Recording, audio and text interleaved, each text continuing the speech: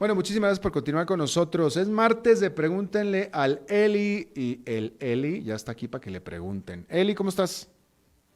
Hola Alberto, buenas tardes, muy bien, con toda la pata, ¿tú qué tal? Muy bien también, con toda la pata, con toda la pata en alergias que me están, estos tiempos tan húmedos me causan muchas alergias, pero pues, Ah, me- sí, y allá en la montaña donde vivís, sí, peor imagínate. todavía. Sí, sí, sí, así es que, entre sinusitis y asmas y todo, pues, no es agradable, pero, es la época del año en la que me convierto en drug adicto, literalmente.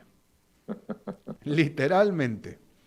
Oye, Eli, bueno, pues ya aquí hay varias preguntas de tus seguidores, así es que empecemos. Trémole. Entrémosle. A ver, te pregunta Miguel Méndez, supongo que ha de ser, te pregunta sobre tu opinión que te merece el proyecto presentado para utilizar los recursos de Fonatel para la alfabetización digital, cuyos encargos del proyecto serían el Ministerio de Educación, y te pregunta que cuál sería tu mejor propuesta. Bueno, me parece el proyecto tal como está planteado una barbaridad.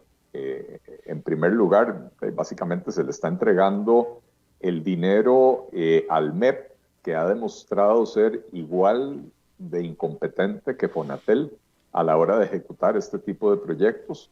El MEP, la institución que más dinero recibe del presupuesto de la República, eh, y además que se involucra ahí a la Fundación Omar Dengo, de hecho es una fundación mal que bien privada, que va a tener potestad de definir política de educación y no debería de ser así, ¿verdad?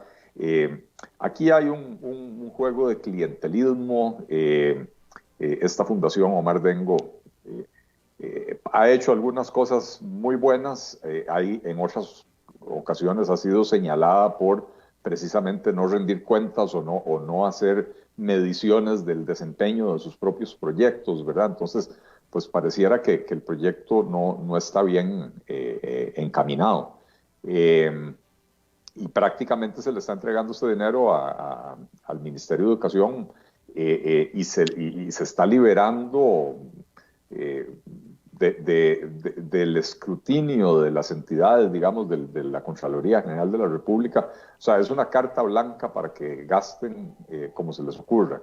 Y si bien yo entiendo la necesidad de que estos dineros que han estado varados en Fonatel durante mucho tiempo, sin usarse para lo que deberían de usarse, entiendo la urgencia de usarlos para cerrar la brecha digital. No me parece que brincarse los mecanismos de control para evitar el mal uso de los fondos públicos sea la forma correcta de hacerlo, máxime con lo que ya hemos visto, por ejemplo, con la caja, que con la justificación de la pandemia han contratado a personas sin experiencia en importación, ya no digamos importación de implementos médicos, sin experiencia en importación, y les han dado contratos multimillonarios para la importación de equipo de protección personal, ¿verdad? Entonces, me parece que no podemos seguir usando la pandemia como excusa para brincarnos los mecanismos de control que al final de cuentas están para tratar de garantizar, no voy a decir para garantizar, para tratar de garantizar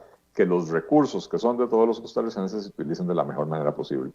¿Diste tu mejor propuesta? No, a ver, la mejor propuesta sería simple y sencillamente poner a Fonatel a hacer lo que tiene que hacer. No conozco lo suficiente de la organización interna de la SUTEL para entender por qué estos proyectos se han atrasado tantísimo. Hubo cambios en los últimos meses en SUTEL, y creo que a SUTEL se le dotó en la legislación de las herramientas que necesita para poder hacer esto. Creo que había un problema ahí de una dirigencia adormecida que no empujaba las cosas, ¿verdad? Eh, pero ciertamente no es politizando la entrega de estos dineros que vamos a salir adelante. Ujú. Juan López te pregunta si acaso, él habla en varios comentarios sobre el impuesto Tobin, y él pregunta si se viene el impuesto Sí. Tobin como parte de las negociaciones con el FMI. Bueno, no me extrañaría. Empecemos por explicar qué es el impuesto Tobin o la tasa Tobin. James Tobin, es un economista gringo que hace varias décadas propuso que una buena forma de financiar al Estado sería ponerle un impuesto a todas las transacciones bancarias, ¿verdad? Entonces, eh, es un impuesto que es relativamente fácil de cobrar. En todas las transacciones que hacemos nos caparían una parte, ¿verdad? Y entonces el gobierno feliz porque es plata fácil, ¿verdad? Es un impuesto con efectos nocivos para la economía. En primer lugar, porque impulsa a la gente a desbancarizarse. A quienes no están bancarizados les manda la señal, mejor quédese afuera del sistema, porque es un impuesto que además puede utilizarse para vigilar y controlar lo que están haciendo los ciudadanos, viendo a ver en qué tipo de transacciones están haciendo, etcétera, para caparles ese dinero. Voy a hacer una referencia, Alberto, que me vas a entender, porque es una frase mexicana. El impuesto Tobin es como el chile campana. Pica cuando entra y repica cuando sale. ¿Qué quiere decir esto? Bueno, si usted, por ejemplo, es un asalariado, entonces cuando su patrono le va a depositar el salario mediante una transferencia electrónica, le van a capar el porcentaje de la tasa Tobin. Entonces a usted le va a ingresar ya su salario menos ese porcentaje, ¿verdad? Después sobre ese salario usted va a pagar impuesto de la renta y sobre las compras que usted haga usted va a pagar IVA. Pero además, cuando usted haga compras con pagos por medios electrónicos, transferencias SIMPE, SIMPE móvil, etcétera, el pago del alquiler, el pago de la colegiatura, todos los servicios públicos que uno paga en línea, le vuelven a cobrar la tasa Tobin. Esto es, todas las transacciones bancarias estarían grabadas con eso. Me pregunta don Juan si yo lo veo factible. A juzgar por lo que este gobierno ha dicho y lo que pretende hacer, sí creo que van a querer meternos algo así, porque como decía, es un impuesto relativamente fácil de cobrar sin mucho esfuerzo. Ahora que si me parece correcto, no, me parece que lo que habría que hacer es todo lo que el gobierno no quiere hacer, ¿verdad? Que es recortar el gasto, reformar el Estado, reducir, eliminar instituciones, vender activos valiosos, pero todo eso ya el gobierno dijo que no lo va a hacer. Ujú, ujú. Te pregunta Oscar Cascante, ¿cuál sería el impacto a corto plazo de un posible martillo en el mes de octubre? 22 días al menos. Y aquí te pregunto yo, ¿martillo se refiere a los encierros por la pandemia? Me imagino que se refiere al cierre de la economía Y yo bajo la estrategia de la danza y el eso es martillo, lo que yo ¿verdad? también estaba pensando. Y aquí déjame agregarte una cosa. Desde mi punto de vista, Eli, la pandemia está totalmente desbocada en Costa Rica. Sí. Los números, o sea, ya sobrepasamos, estamos a punto de llegar en cifra de millón, en cifra de infecciones por millón de habitantes, estamos a punto de llegar a donde está España. Ya sobrepasamos a Italia. Y bueno, o sea, está desbocada. Y yo te pregunto, y junto con Cascante, ¿cuál sería el impacto a corto plazo? ¿Sería posible? ¿Aguanta esta economía otro encierro? Difícilmente, o sea, el impacto sería como el de un tiro de gracia, ¿verdad? Ya cuando el paciente está malherido y se acerca ¿cómo se llama? El sicario para Ujú. asegurarse de que no haya posibilidad de que sobreviva, ¿verdad? Estamos hablando de que a como está la cosa, se espera que la economía se contraiga en tal vez un 7% este año.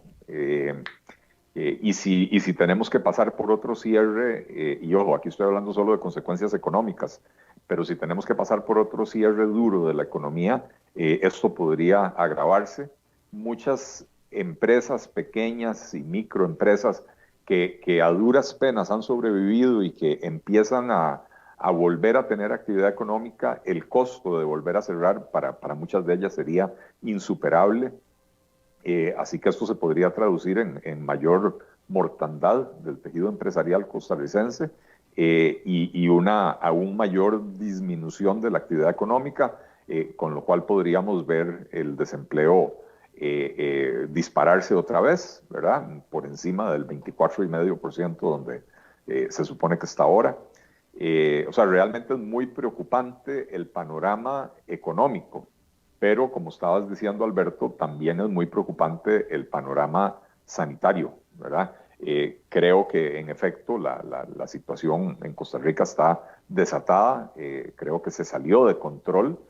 Y realmente a mí me cuesta mucho entender a este gobierno, ¿verdad? Cuando la situación estaba más o menos controlada, nos tuvieron varias semanas, durante varios meses, encierros muy estrictos, cosa que provoca agotamiento de la población, pero también provoca que sectores enteros de la población tengan obligadamente que salir a la calle a ganarse la vida, ¿verdad?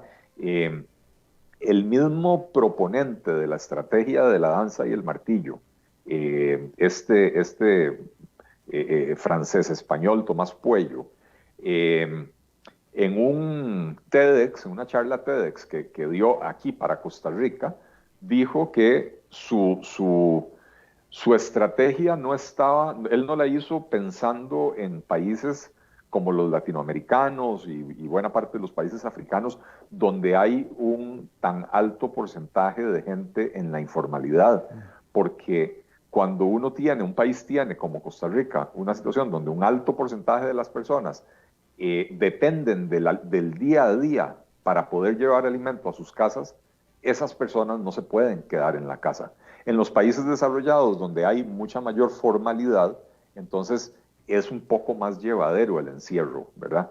Pero en países como estos no. Lamentablemente me parece que fueron demasiado estrictos los encierros al principio y ahora que probablemente sea necesario hacer algo, en este momento ya no se ve tan factible, ¿verdad? Exactamente.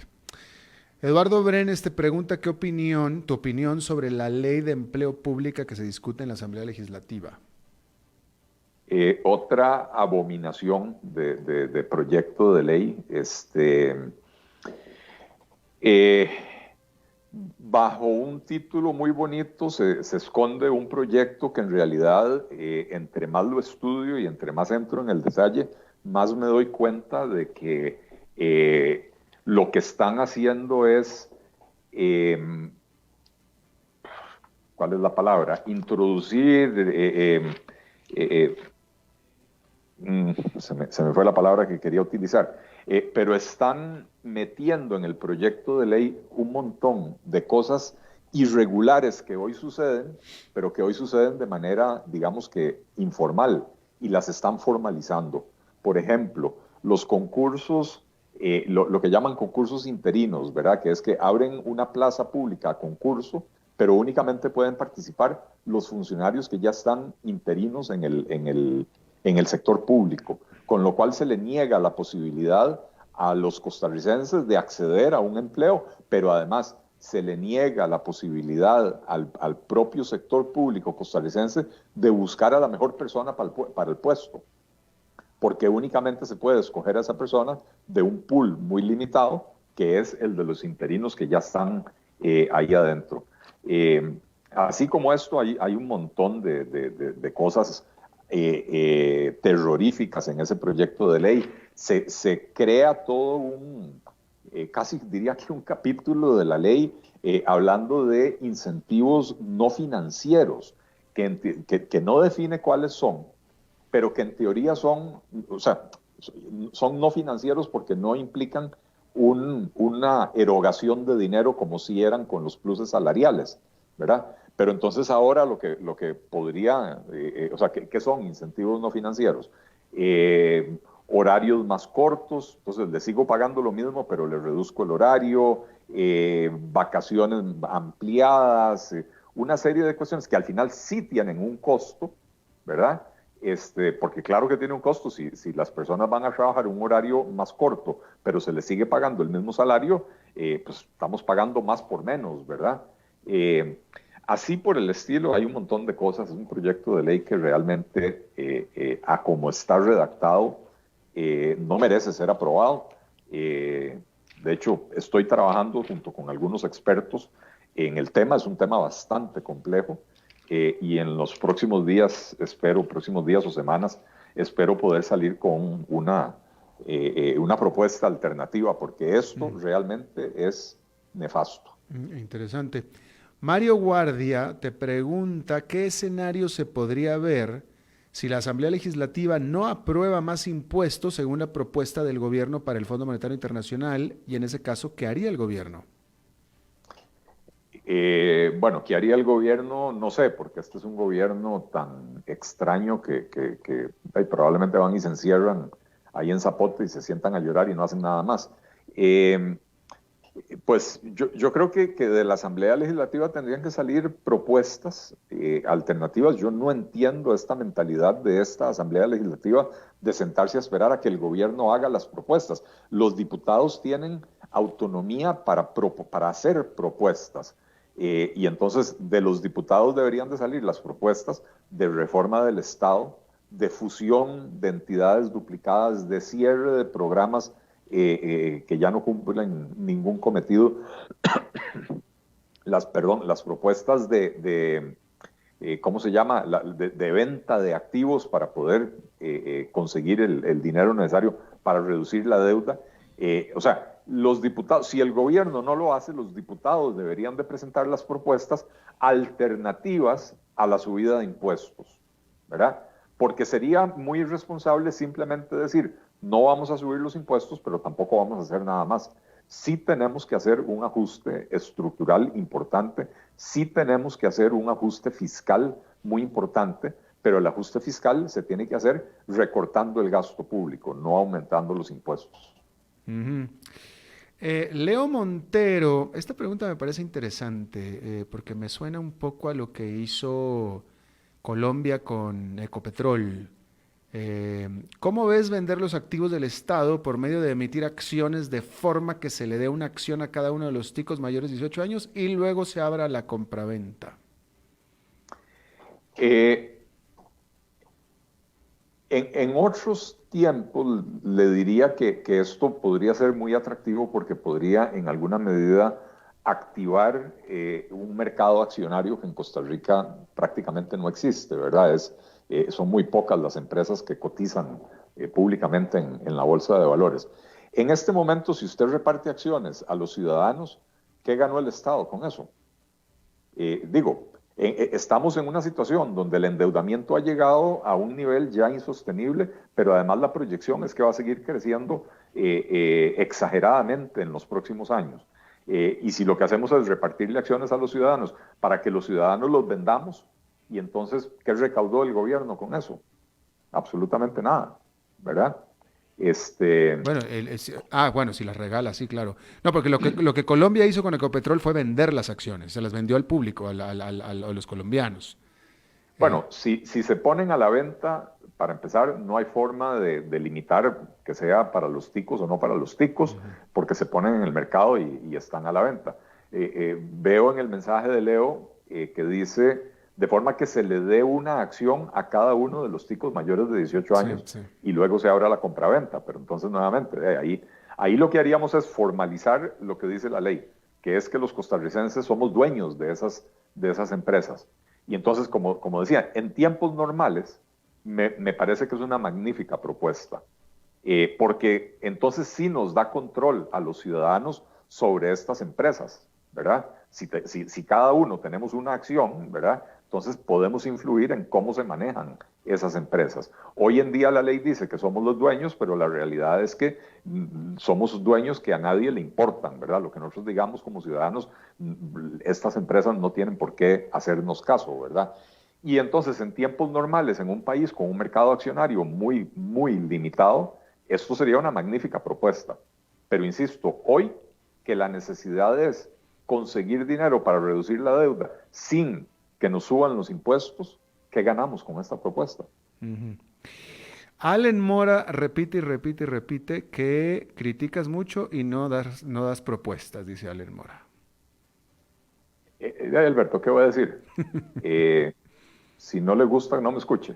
Ya francamente, yo creo que eh, los seguidores del programa, quienes escuchan este programa los martes, saben que sí, critico, pero sí, también soy muy propositivo. De hecho, yo creo y me atrevo a decir que entre los políticos de oposición de este país no hay ninguno que haya hecho tantas propuestas como yo en los últimos 3 años.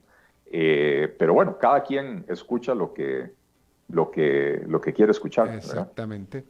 Marco Alfaro te habla, y espero que sepas tú de lo que habla, yo no, pero te la voy a aventar. Dice que si tú crees que este gobierno pueda revivir o sacar del baúl, dice él, Marco Alfaro, el proyecto Cerrar de Otón Solís. Ok, empecemos por explicar. El proyecto Ujú. Cerrar es un proyecto de ley que Otón Solís había presentado hace unos 6 años o más. Bueno, francamente ya no recuerdo.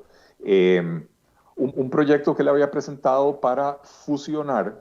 Resulta que en el sector social del aparato estatal existen 23 instituciones que administran más de 40 programas sociales, programas antipobreza, ¿verdad? Entonces, el proyecto Cerrar de Otón Solís lo que proponía era fusionar todas esas entidades en un solo ministerio, él lo llama Ministerio de Asistencia Social, y fusionarlo todo en un solo ministerio para ahorrar recursos administrativos, centralizar, porque también hay mucha duplicidad, hay beneficiarios que reciben varios beneficios, digamos, varios beneficios de varios programas diferentes cuando a veces no es necesario si ya está recibiendo uno que reciba al otro. Entonces, es un buen proyecto de ley. Yo he hablado de él en varios de mis artículos, intervenciones, entrevistas, etcétera. He dicho que debería de promoverse ese proyecto de ley. Pero la pregunta de Marcos es que si yo creo que el gobierno saque del baúl el proyecto de Otón Solís, la respuesta es un rotundo no. A este gobierno no le interesa para nada. De hecho, los proyectos cuando se presentan en la Asamblea Legislativa, si transcurre un cierto tiempo sin que tengan actividad, entonces pasan al archivo. ¿Y qué quiere decir pasan al archivo? Que ya murieron, ¿verdad? Ya quedó como un proyecto presentado, pero que no tuvo ningún avance y desaparece, digamos, de la corriente. Eh, Antes de pasar al archivo, los diputados tienen la posibilidad de presentar una moción para que el proyecto, para darle un plazo más, para darle un nuevo plazo al proyecto para volver a considerarlo. Cuando se presentó esa moción, hace el año pasado, si no me equivoco, los diputados del PAC pusieron los votos necesarios para enterrar la moción, con lo cual se enterró el proyecto de Otón Solís. Tengo entendido que el diputado Eric Rodríguez, eh, tengo entendido que él lo volvió a presentar con otro nombre, pero no ha tenido ningún avance, no ha tenido ningún movimiento. No, a este gobierno no le interesa porque a este gobierno no le interesa recortar el gasto y no le interesa la reforma del Estado, aunque la propuesta, que es buena, proviene del fundador del partido de este gobierno. Por último, Gregory Valverde, ¿crees que los activos mencionados para la venta como Fanal y VIXA tengan algún impacto importante en la propuesta del FMI? Tienen el mismo impacto que tomarse una aspirina al día cuando usted tiene cáncer, un tumor en el cerebro. No le hacen ni cosquillas, ¿verdad?